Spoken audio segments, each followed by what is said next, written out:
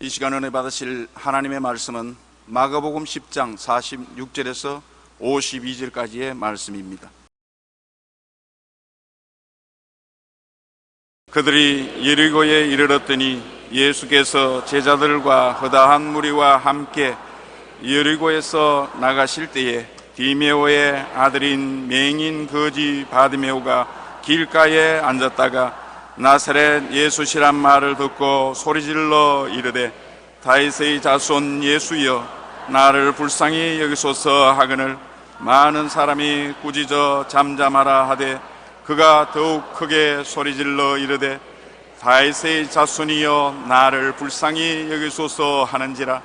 예수께서 머물러 서서 그를 부르라 하시니 그들이 그 맹인을 부르며 이르되 안심하고 일어나라 그가 너를 부르신다 하매 맹인이 굿옷을 내버리고 뛰어 일어나 예수께 나오거늘 예수께서 말씀하여 이르시되 내게 무엇을 하여 주기를 원하느냐.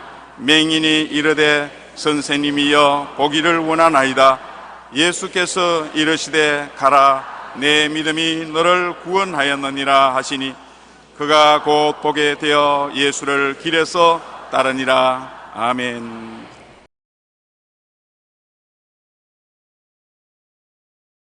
변화와 기적을 가져오는 믿음이라는 제목으로 오늘 은혜를 나누고자 하는 것입니다. 예수님께서 제 아들을 데리고 여리고에 오셨습니다. 여리고는 저주받은 도시입니다. 여호수아가 젖과 꿀이 흐르는 가나안 땅으로 들어올 때 제일 먼저 이스라엘 백성을 저항한 성이 여리고성인데 그 여리고를 무너뜨리고 여호수아가 저주해버린 것입니다. 그러므로 여리고는 저주받은 곳입니다. 저주받은 땅에 예수님이 제 아들 데리고 들어오신 것입니다. 여러분, 우리가 사는 이 지구도 저주받은 곳 아닙니까? 하나님이 저주하여 가르칠 때 가시와 은극히가 나고 이마에 땀을 흘려야 먹고 살 것이라고 말했지 않습니까? 이 저주받은 땅에 누가 우리를 도와주고 있느냐? 저주받은 여리고에 찾아간 주님은 이 저주받은 지구에 있는 우리들을 살리려고 오신 것입니다. 그런데 바로 그 여리고 성문 좋은 길목에 디메오 아들 거지 바디메오가 동냥을 하고 있었습니다. 그때도 좋은 자리에 동냥을 하려면은 상당히 빽이 있어야 되고 또 주전줄이 있어야 됩니다. 이러므로 디메오는 자기 아들을 위해서 힘을 많이 쓴 것 같습니다. 바디메오가 좋은 자리에 동냥을 할 수 있게 되었고 또 특별한 정부에서 내려주는 옷을 입었습니다. 그 옷을 입어야 그 자리에 앉아서 동냥할 수 있습니다. 그런데 바디메오가 그곳에 앉아 있으면서 많은 사람이 여리고성에 들어오고 나가고 하는데 그 가운데서 늘 듣는 이야기가 제일 토픽이 예수에 대한 이야기였습니다. 나사렛 예수라는 분이 나타나셔서 온 유대 땅에 다니면서 기사와 이적과 표적을 행하고 문둥이도 장님도 절름발이도 다 고치신다. 그 말을 들을 때 귀가 아주 기울였습니다. 한두 사람이 하는 말이 아니라 지나가는 사람들마다 그 이야기에 꽃을 피웠습니다. 그래서 바디메오의 가슴 속에 소문이 일어났습니다. 나도 예수님을 만나서 이 장님의 신세를 면하고 싶다. 그 간절한 마음의 생각이 있었습니다. 성경에는 믿음은 들음에서 나며 들음은 그리스도의 말씀으로 말미암는다고 바디메오가 예수님이 모든 병을 고친다는 이야기를 자꾸 들었으므로 치료하는 예수님에 대한 믿음이 마음에 꽉 들어왔습니다. 마태복음 11장 5절에 보면 맹인이 보며 못 걷는 사람이 걸으며 나병 환자가 깨끗함을 받으며 못 듣는 자가 들으며 죽은 자가 살아나며 가난한 자에게 복음이 전파된다 하라고 말씀했는데 이와 같은 말을 듣고 바디메오의 마음속에 믿음이 무럭무럭 자라기 시작한 것입니다. 믿음이라는 것은 하나님 말씀을 읽고 듣고 묵상해야 생기는 것이지 우연히 생기지 않습니다. 기도의 사람 고아의 아버지라고 불리던 조지 뮬러의 전기를 읽어보면 그는 3개월에 한 번씩 성경을 통독했습니다. 그래서 그의 일생 동안에 성경을 200번이나 읽었습니다. 사람들이 오늘날 왜 그리스도인은 신앙이 약하고 하나님의 일을 할 수 없습니까? 라고 묻자 조지 뮬러는 이렇게 대답했습니다. 항상 성경을 읽지 않기 때문입니다. 5만 번 기도의 응답을 받은 조지 뮬러의 믿음은 날마다 하나님의 말씀을 접함으로 얻은 능력인 것입니다. 우리 교회에서는 매일 성경을 읽을 수 있도록 우리가 일독 성경을 나눠드리지 않습니까? 그것도 매일 못 읽는 사람이 굉장히 많아요. 매일로 미루고 모레를 미루다가 그 다음 읽는 걸 집어치워버리는 것입니다. 그 말씀을 읽지 아니하면 하나님과의 교통이 없어집니다. 교통이 없어지면 멀어지고 마는 것입니다. 가장 중요한 것이 말씀을 반드시 매일같이 읽고 하나님과의 대화가 있어야 우리 마음속에 믿음이 살아나는 것입니다. 믿음은 들음에서 나며 들음은 그리스도의 말씀으로 말미암았다는 것은 하나님이 주신 우리의 천명인 것입니다. 우리의 신앙은 날마다 말씀을 듣고 읽고 묵상하며 그 말씀이 우리 마음속에 간직될 때 비로소 굳건한 믿음을 가진 사람이 되고 풍파가 불어와도 흔들리지 않는 믿음의 정체성을 확실히 가지게 되는 것입니다. 우리가 믿어야 기회가 다가오는 것입니다. 믿지 않은 사람에게는 하나님을 만날 수 있는 기회가 없습니다. 우리가 하나님의 말씀을 믿고 있으면 언제고 그 하나님을 만날 수 있는 기회가 우리에게 다가오는 것입니다. 예수님이 여리고성에 올 줄은 아무도 몰랐지요. 그러나 바디메오는 예수님을 주야로 만나기를 원하고 예수님을 만나면 운명이 달라질 것을 기대하고 있었기 때문에 그 기회가 온 것입니다. 하루는 동양을 하는데 사람들이 무수히 지나갑니다. 보통 때보다 더 많은 사람이 지나가요. 그래서 한 사람을 붙잡고 물었습니다. 여보, 오늘 무슨 행사가 있습니까? 왜 사람들이 이렇게 많이 지나갑니까? 이 사람아, 바로 지금 앞에 나사렛 예수가 지나갔단다. 예수님을 따르는 군중들이 지나갔다. 그 말을 듣자 바디메오의 귀가 번쩍했습니다. 마가복음 10장 46절에 보면 그들이 여리고에 이르렀더니 예수께서 제자들과 흐다한 무리와 함께 여리고에서 나가실 때 디메오의 아들인 맹인 거지 바디메오가 길가에 앉았다는 것입니다.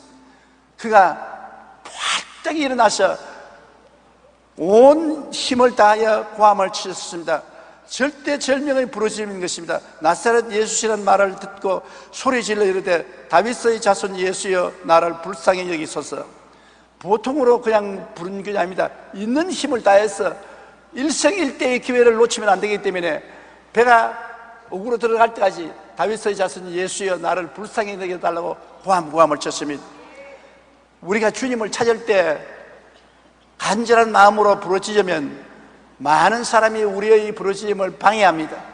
사람들이 바디메오에게 와서 시끄럽다, 고함치지 말라, 너 같은 맹인은 예수님이 돌보지 않는다, 이미 지나가셨다, 그러게 회방을 합니다. 우리도 오늘날 기도를 하면 꼭 마귀가 회방을 하는 것입니다. 크게 고함쳐서 소리쳐 기도하면 욕을 하고 하나님이 귀가 먹었는가 고함치게, 그런 소리를 저는 얼마나 많이 들었는지 모릅니다. 우리 한국에서 통성 기도를 하기 시작한 것이 아마 우리 교회에서부터 먼저 시작한 것 같습니다. 그러면 우리가 모일 때마다 통성 기도를 하기 때문에 사람들이 우리를 보고 미쳤다, 하나님이 귀가 먹었느냐, 조용히 기도하고 묵상해도 하나님이 다 알아들을 것인데 왜 부르짖느냐 무식하게 그렇게 말했습니다. 그러나 부르짖는다는 것은 우리가 얼마나 간절히 주님을 찾느냐의 그 뜻인 것입니다. 우리 성경에 보면 사람들의 방해와 마귀의 방해가 있었습니다. 많은 사람이 구이저 잠잠하라 하되 그가 더욱 크게 소리 질러 이르되 다윗의 자손이여 나를 불쌍히 여기소서 하는지라. 사람들이 잠잠하라 하면 할수록 더 크게 고함을 쳤습니다. 사람들의 그 목소리보다 더 큰 소리로 예수님이 들리도록 바디메오는 고함을 쳤습니다. 부르짖으라는 말은 히브리어의 카라에서 나온 말입니다. 카라라는 말은 큰 소리로 외치다, 절규한다, 그 말인 것입니다. 달리기 경기장에서 달리는 선수들은 골인점이 눈앞에 보이면 속도를 더 이상 늦출 수가 없습니다. 오직 골인점을 향해서 있는 힘을 다해서 죽도록 뜁니다. 저는 중고등학교 때 800m 선수였습니다. 800m는 100m 경주하듯이 전력을 기울여 뛰어야 되는 것입니다. 결승점에 도달하게 되면 숨이 턱에 닿고 아예 넘어져 죽을 것 같습니다. 그러나 결승점에 달할 때 그렇게 목숨을 걸고 뛰지 아니하면 꼴찌를 하게 되는 것입니다. 기도도 한 가지인 것입니다. 하나님께 응답받을 때가 올 때는 있는 힘을 다해서 몸부림치며 기도해야 되는 것입니다. 부르짖는다는 말은 바로 이와 같이 간절히 몸부림치며 외치는 것을 말하는 것입니다. 몸속에 조금도 힘을 남겨놓지 않고 전력을 기울여 부르짖는 것이 부르짖는 기도입니다. 우리가 있는 힘을 다해 기도하며 막다른 골목에 처하여 더 이상 물러갈 수 없는 절대절명의 처지에서 하나님께 부르짖을 때 하나님이 응답하여 주시는 것입니다. 제가 50년 동안 목회했으니까 기도 많이 했겠지 않겠습니까?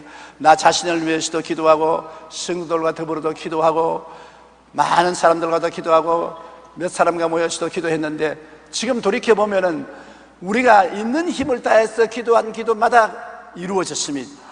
그러나 잠잠하게 기도하거나 조용하게 묵상하고 기도한 것은 거의 응답받지 못했습니다.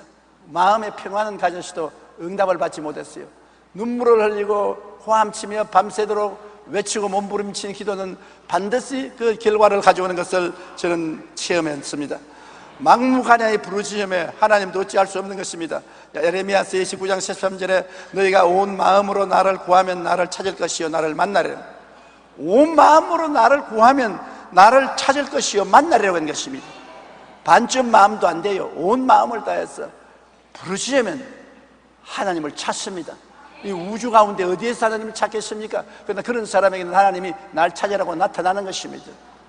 마태복음 7장 7절로 8절에 구하라 그리하면 너에게 주실 것이요 찾으라 그리하면 찾아낼 것이요 문을 두드리라 그리하면 너에게 열릴 것이니 구하는 이마다 받을 것이요 찾는 이가 찾을 것이요 두드리는 이에게 열릴 것이라고 말한 것입니다. 구하고 또 찾고 문을 두드리고 얼마나 전력을 다한 기도인 것입니까?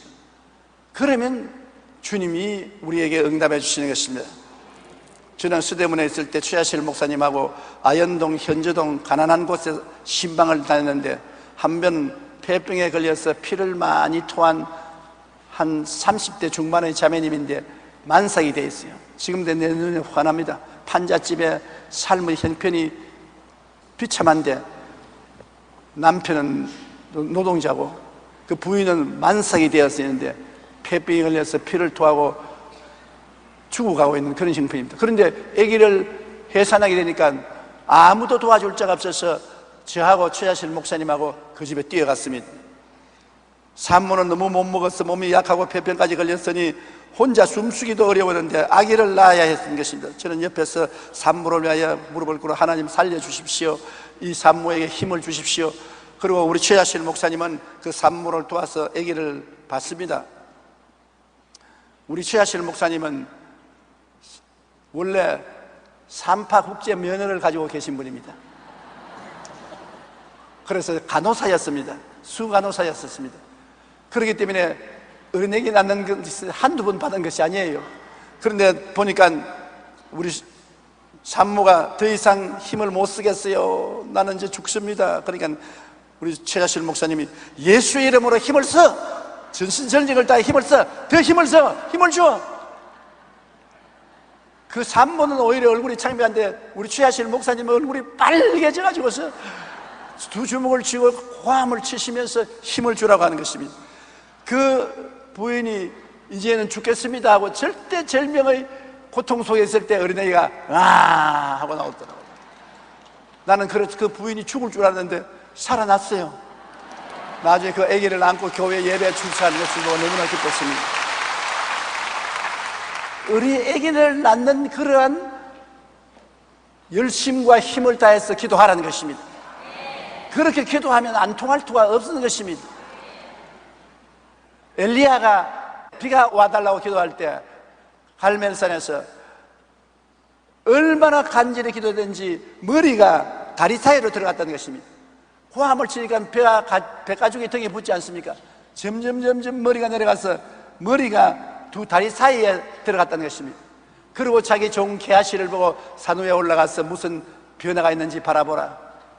없다니까 3번이나 그렇게 기도하고 올라가 보라니까 손바닥만한 구름장이 떴습니다. 큰 비에 올 징조가 보이는 것입니다. 절대절명의 부르짖음으로 기도한다는 것은 이렇게 어린 아이를 낳는 심정으로 머리가 다리 사이로 들어가도록 배가 우그러지도록 호함을 치고 간절한 기도를 한 엘리야처럼 그렇게 끈질기게 기도하는 것입니다. 많은 사람들이 우리 순복음교회는 너무 시끄럽고 고함을 치고 부러지는다고 비난을 합니다. 그런데 여러분, 물에 빠진 사람이 점잖은 소리로 나 물에 빠졌어, 살려주소. 누구 날 살릴 사람 없어? 그러면 그 사람 틀림없이 죽습니다. 고함을 치면서 사람 살려라, 누구 없어, 사람 살려라. 혹은 벼랑에 매달린 사람이 아무도 없어요, 와서 날 좀 건져주십시오. 그러면 벼랑에 달려서 죽습니다. 나 벼랑에 달려서 죽습니다, 사람 살려서. 있는 힘을 다해야 되는 것입니다. 속담에도 우는 애기에게 젖준다는 말이 있지 않습니까?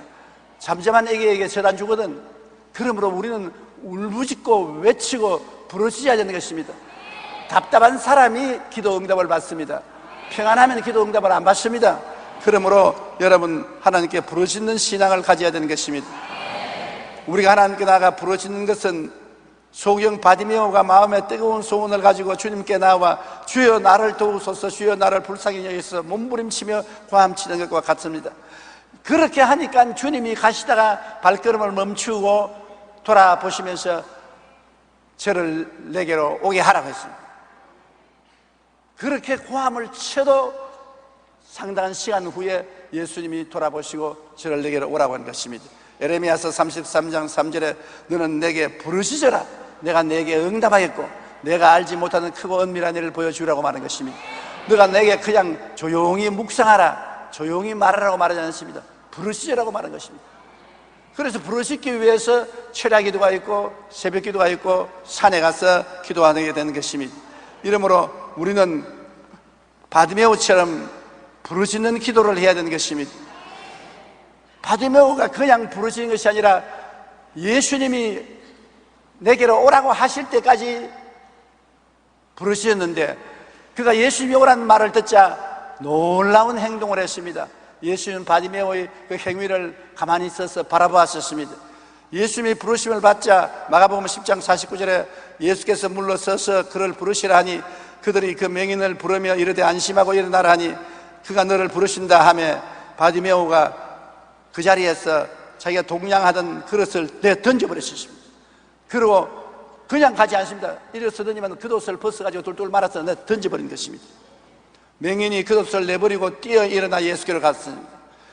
그것은 뭐냐면 예수님께 가면은 운명이 달라진다는 것입니다. 누구든지 그리스도 안에 있으면 새로운 피조물이라, 이전 것은 지나갔으니 보라 새 것이 되었도다. 예수님께 나가면 예수님이 변화를 갖다 주시기 때문에 더 이상 이 거지 옷을 입고 면허 얻은 특권의 옷을 입고 동냥할 필요가 없다는 것입니다. 하나님 혼인잔치에도 그렇지 않습니까? 포도주가 떨어져서 잔치하는데 굉장한 어려움이 생겼습니다.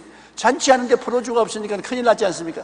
그때 예수님이 어머니에게 부탁하며 어머니가 예수님께 말했습니다. 이 집에 포도주가 떨어졌다. 잠시 후에 예수님이 종들을 불러가지고서 항아리에 물로 채워라, 결례통에 물이 6통 가득하니까 떠다 주라. 그러니 잔치하는 사람이 먹었는데 이건 더 좋은 포도주라. 그 포도주 마시는 사람마다 전부 다 더 좋은 포도주를 내니 이 웬일인가 그렇게 말했습니다. 왜냐하면 예수님께 오기만 하면 변화가 다가오는 것입니다. 우리가 그냥 예수님과 함께 앉았다가 일어났는데 아무 변화도 일어나지 않다면 예수님과 안 맞는 것입니다.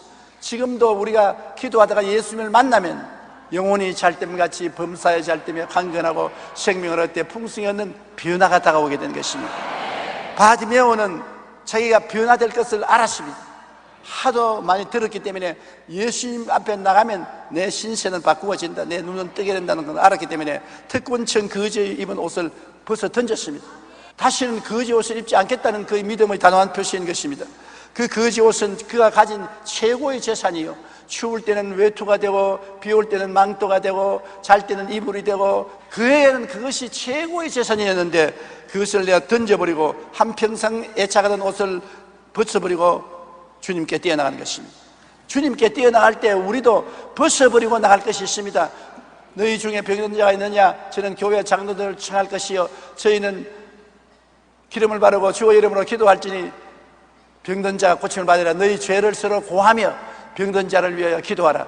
우리도 주님께 뛰어나갈 때는 우리가 벗어버려야 될 것이 있습니다. 죄악의 사람을 벗어버려야 되는 것입니다. 죄악의 사람 그대로 나가면 안 되는 것입니다. 예수님이 오라시거든 예수님 앞에 통의 자복을 해야 되는 것입니다. 죄악의 옷을 벗어버려야 되는 것입니다. 탐욕의 사람의 옷을 벗어야 되는 것입니다. 탐욕을 벗어버려야 되는 것입니다. 병든 인격적인 더러움을 벗어야 되는 것입니다. 인격적으로 더러운 것을 다 회개해야 되는 것입니다. 원망, 불평, 탄식, 부정적인 삶을 벗어버리고 세상과 마귀를 쫓는 삶을 벗어버리고 새로운 사람이 되겠다는 각오를 가지고 나가야 되는 것입니다. 에덴 동산에서 아담과 하와가 범죄했을 때 아담을 찾았지 않습니까? 아담아 아담아 내가 어디 있느냐? 그럴 때 아담이 예수님께 뛰어나와서 무릎을 꿇고 내가 먹지 말라는 선악과를 떼먹었으니 나를 용서해 주십시오 했으면 용서받았을 것입니다. 그랬다면 이 세상은 달라졌습니다. 그런데 변명을 했습니다. 하나님이 제일 미워하는 것이 변명입니다. 너 왜 이를 했냐? 무엇 때문에 그렇습니다. 아담은 하나님이 지어주신 저 여자 하와가 나를 꿰물어 먹었습니다. 죽여 먹어놓고 난 다음에 책임은 하나님이 먼저 책임자입니다. 저 여자를 만들어 주었으니까. 둘째 책임은 하와에 있습니다. 하와가 저것을 내게 주었기 때문에 책임을 남에게 전가시켰습니다. 그렇기 때문에 버림받은 것입니다. 오늘날도 우리가 하나님 앞에 나올 때 솔직한 죄를 다 고백하는 것이 제일 하나님을 만나는 빠른 길입니다. 내 죄를 우리 아버지 때문에, 우리 어머니 때문에, 우리 누나 때문에, 동생 때문에, 이웃 때문에 죄를 지었습니다. 거짓말입니다. 물론 스스로 자본해서 짓는 죄도 있지만 모두 다 죄라는 것은 공통적으로 마음이 맞아야 죄를 짓는 것입니다. 마음이 안 맞고 죄를 짓습니까? 서로 손발이 맞아야 죄를 짓지. 그러고 난 다음 문제가 생기면 저 사람이 꿰물어 죄를 지었다고 변명을 하는 것입니다. 제가 지금까지 늘 기억하는 것은 제가 초등학교 1학년 때인가 2학년 때인가 학교 갔다가 오다가 외밭을 지나는데 외밭 수박이 익어 있었어요. 그래서 내가 같이 오는 이만모라는 사람 불렀습니다. 야야 오늘아 우리 수박 따먹자. 주인이 있는 밭인지도 몰랐습니다. 그때 어린아이니까.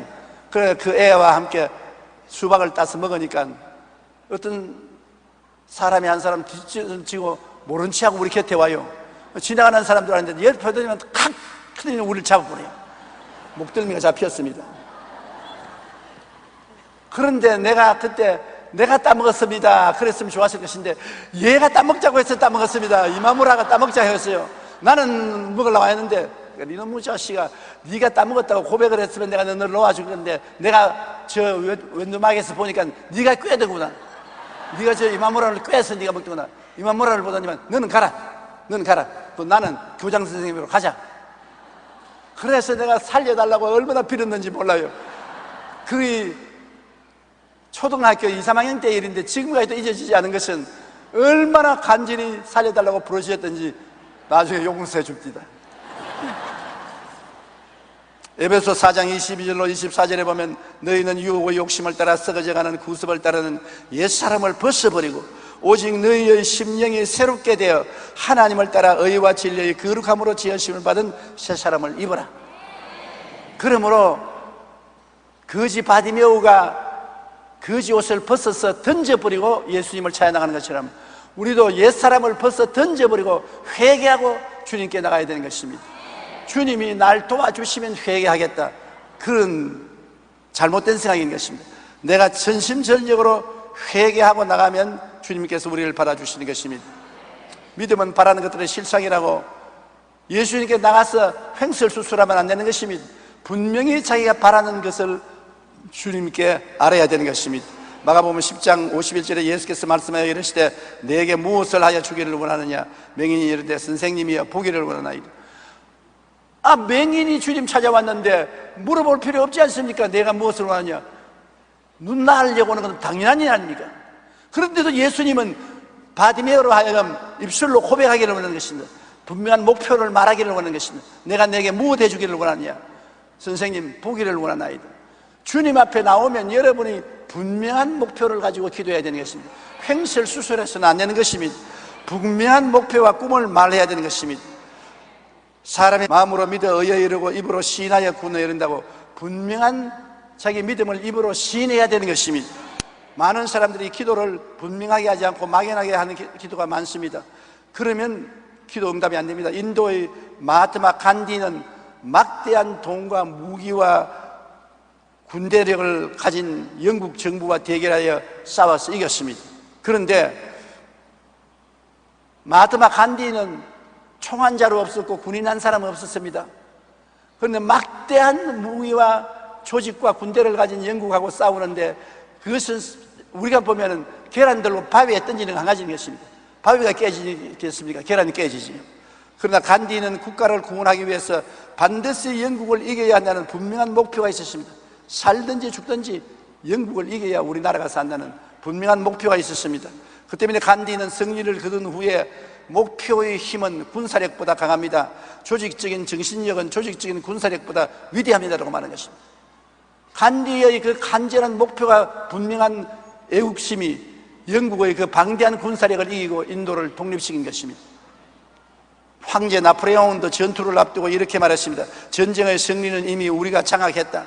치밀한 목표 달성을 계획했으니 이미 우리 이긴 것과 한 가지다. 목표를 분명히 알고 나아가면 일은 이미 반 이상이 이루어지는 것입니다. 우리가 인생을 살아가면서 희미한 목표를 가지고 살면 승리를 맛볼 수가 없는 것입니다. 적극적인 사고방식으로 잘 알려진 노만 빈센트 필 박사는 당신이 만일 어떤 것을 오랫동안 열심히 상상하고 마음속에 그리면 그것을 얻게 될 것이다. 바라보는 법칙입니다. 어떤 것을 목표를 중심으로 마음에 바라보고 이루어진 모습을 마음에 분명히 가지면 때가 오면 그것이 이루어진다고 말한 것입니다. 믿음은 바라는 것들의 실상이라고 성경은 말씀하고 있는 것입니다. 우리가 무엇인가 성취하기 위해서는 먼저 바라는 것이 있어야 되는 것입니다. 목표가 분명해야 돼요. 지금은 눈에 안 보일지라도 없는 것을 있는 것처럼 분명히 바라봐야 되는 것입니다. 우리가 없는 것을 있는 것 같이 바라보고 없는 것을 있는 것 같이 믿고 없는 것을 있는 것 같이 말하고 기도하면 하나님의 기적이 일어나게 되는 것입니다.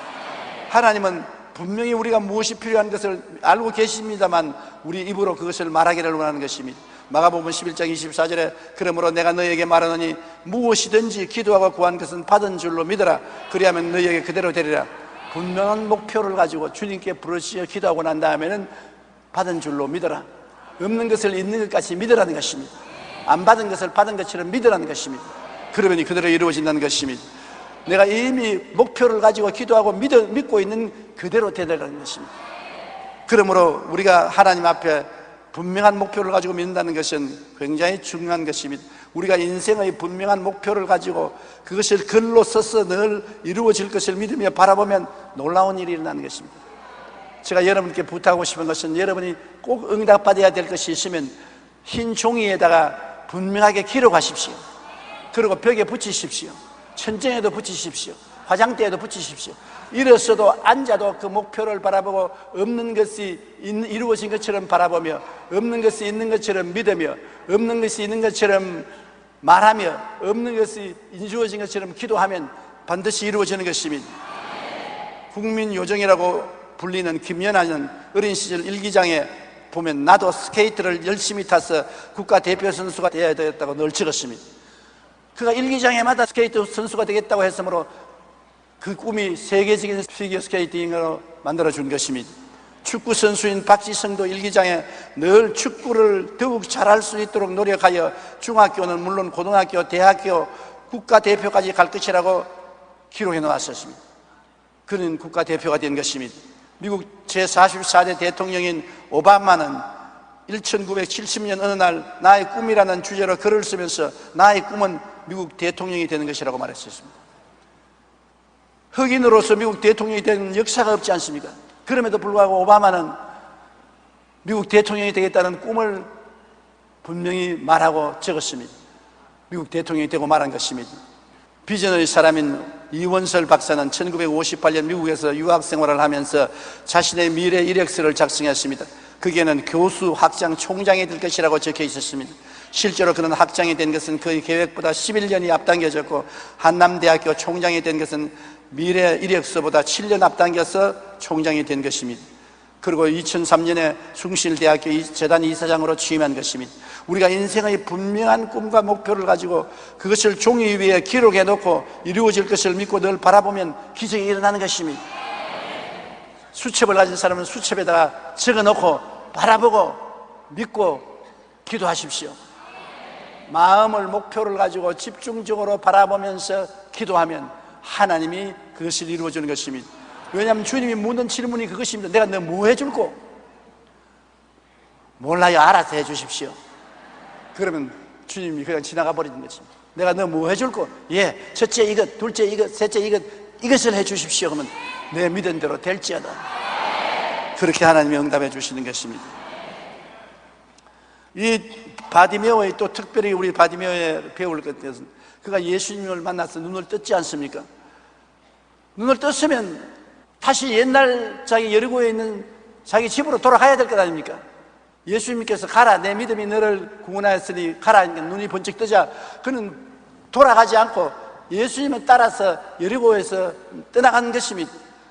마가복음 10장 52절에 예수께서 이르시되 가라, 내 믿음이 너를 구원하였느니라 하니 그가 곧 보게 되어 예수를 길에서 따르니라. 예수를 따라서 여리고 밖으로 나간 것입니다. 굉장히 상징적인 의미가 있는 것입니다. 여리고는 저주받은 도시 아닙니까? 저주받은 도시에서 장님이 되었으니 앞뒤를 가리지 못하고 살고 있지 않습니까? 하루하루 거지 생활은 상징적으로 예수를 모르는 세상 사람들은 이 저주받은 땅에서 눈이 어두워서 어디서 와서 왜 삶이 어디로 가는지 모르고 매일같이 하루하루 일용할 양식을 얻기 위해서 피땀을 흘려 노력하다가 살다가 늙어서 죽지 않습니까? 그런데 바디메오는 눈만 뜬 것이 아닙니다. 눈을 뜨고 난 다음에는 주님을 따라가기 시작해서 여리고로 나가서는 것입니다. 저주의 도시에서 떠나간 것입니다. 우리도 예수를 믿고 눈이 밝아지면은 말씀을 믿고 저주의 생활에서 떠나가야 되는 것입니다. 주님이 주시는 새로운 삶을 살아야 되는 것입니다. 영혼이 잘됨 같이 범사에 잘되며 강건하고 생명을 얻되 풍성히 얻는 삶을 살아야 되는 것입니다. 여리고 속에 들어앉아서 예수를 믿겠다고 생각하지 마십시오. 여러분의 삶이 여리고에서 나와야 되는 것입니다. 여리고 안에서 나는 살겠다. 그 잘못된 신앙인 것입니다. 우리는 예수 그리스도를 알고 그리스도로 말미암아 눈이 밝아지면 저주를 떠나가는 것입니다. 세상의 죄악을 떠나가게 되는 것입니다. 예수님을 따라서 밖으로 나갔다는 것입니다. 누구든지 그리스도 안에 있으면 새로운 피조물이라 이전 것은 지나갔으니 보라 새것이 되었도다. 새것이 되는 것입니다. 나사로가 무덤에 나흘 동안 있다가 예수님이 나사로야 나오라고 할 때 나올 때 온몸에 수의를 메고서 입고 나왔습니다. 주님께서 뭐라 했습니까? 풀어놓아 다니게 하라. 예수님을 믿으면 묶인 데서 풀어놓아 다녀야 되는 것입니다. 죄에서 해방되고 마귀와 세상에서 해방되고 질병에서 해방되고 저주와 고통에서 해방되고 죽음과 절망에서 해방되어야 되는 것입니다. 풀어놓아 다니게 하라. 죄의 도시를 떠나고 마귀와 세상을 떠나고 저주와 고통을 떠나고 죽음을 떠나서 그리스도 안에서 희망차고 기쁘고 소망이 있고 능력 있는 삶으로 들어가야 되는 것입니다. 이러한 변화된 삶을 우리가 얻어야 하나님께 영광을 돌릴 수가 있는 것입니다. 노만 빈센트 필 박사는 이런 이야기를 했습니다. 어느 작은 도시에 이발사 협회가 회의를 해서 그 도시의 가난한 지역을 찾아가서 가장 더러운 누더기 옷을 입은 술 취한 사람을 깨끗하게 해주기를 원했습니다. 그래서 가장 더러운 사람을 찾아가서 이발을 해주고 몸을 씻어주고 좋은 옷을 사주고 넥타이를 매주고 새 사람 만들었습니다. 이것이 신문 기사로 나오자 한 사람이 자문해서 이 사람을 고용했습니다. 내일 아침 8시에 직장에 출근하라고 했습니다. 그런데 8시가 되어도 직장에 출근하지 않습니다. 그래서 그 사람을 찾아 옛날에 그 사람이 살던 동네에 가보니까 곤드레 만드레 술을 먹고 좋은 옷을 입고 좋은 넥타이를 메고 좋은 지팡이를 옆에 두고서 진흙창 속에 뒹굴어서 자고 있는 것입니다. 거기에서 깨달은 것은 아무리 좋은 옷을 입혀주고 이발을 시켜주고 좋은 지팡이를 손에 들려주고 안경을 끼워주고 해도 옛사람이 그대로 있으면 옛 그대로 돌아간다는 것입니다. 달라져야지. 속이 달라져야 달라지지 겉이 달라져서는 달라지지 않는다는 것입니다. 속이 달라져야 돼요. 아무리 외모를 변화시킨다 하더라도 자신의 내면의 세계가 변하지 않으면 아무 소용이 없습니다. 우리 옛사람을 철저히 청산하고 그리스도의 예수의 마음으로 새 마음을 입으면 겉은 자연적으로 달라지는 것입니다. 그 사람은 그냥 따라와요. 속 사람이 변화되어야 그 사람도 변화되는 것입니다. 오직 진실한 믿음만이 예수님을 만나고 변화의 기적을 얻게 되는 것입니다. 러시아의 위대한 작가 톨스토이는 자신이 악에서 선으로 어떻게 돌아서는지를 이렇게 고백했습니다. 예수 그리스도의 말씀은 제게 믿음을 주었습니다. 저는 그 말씀을 믿게 되었습니다. 그로부터 저희 모든 삶이 변화되어 이전에 제가 바라던 것을 바라지 않게 되었습니다. 반면에 제가 전에 결코 바라지 않았던 것을 바라게 되었습니다. 이전에 저희 눈을 악으로 보였던 것이 선으로 보였으며 선으로 보였던 것이 악으로 보였습니다. 믿음이 생기면 삶에 이런 변화가 일어나기 시작하는 것입니다. 예수를 만나면 우리 인생이 변하고 우리가 저주의 땅 여리고를 떠나 축복의 땅으로 걸어가게 되는 것입니다. 그러므로 예수보다 더 좋은 친구가 없고 예수보다 더 귀한 보배가 없는 것입니다. 누구든지 차별 없이 그리스도에 나와서 그리스도를 모실 수가 있는 것입니다. 그리고 예수님은 어제나 오늘이나 영원히 동일하십니다. 어제 바디메오의 눈을 떠서 인생을 변화시킨 그 예수님은 오늘 또 우리 눈을 뜨게 하고 우리 인생을 변화시켜 주기 위해서 이 자리에 와 계신 것입니다. 너희 두세 사람이 내 이름으로 모인 것은 나도 너희 가운데 있겠노라. 볼지어다 세상 끝날까지 항상 내가 너와 함께 있으리라고 말씀하신 주님이 이 자리에 계십니다. 한번 따라 말씀해주세요. 주님이 이 자리에 나와 함께 계십니다. 그러면 그 주님으로 말미암아 오늘 우리가 예배당에서 나갈 때 변화된 사람이 되어서 나가게 되시기를 주님 이름으로 축원합니다. 우리 기도드리겠습니다. 사랑이 많으신 우리 하나님 아버지, 우리 주 예수님을 보내주셔서 이 저주받은 땅 여리고와 같은 이 세상에서 우리를 건져주심을 감사드립니다. 내 아버지 하나님이시여, 우리 모든 사람 마음속에 그리스도가 들어와서 오늘 큰 기적이 일어나게 도와주시옵시고 우리의 삶이 여리고를 떠나 그리스도의 은총 속에 들어가게 도와주시옵소서. 예수님 이름으로 기도합니다. 아멘.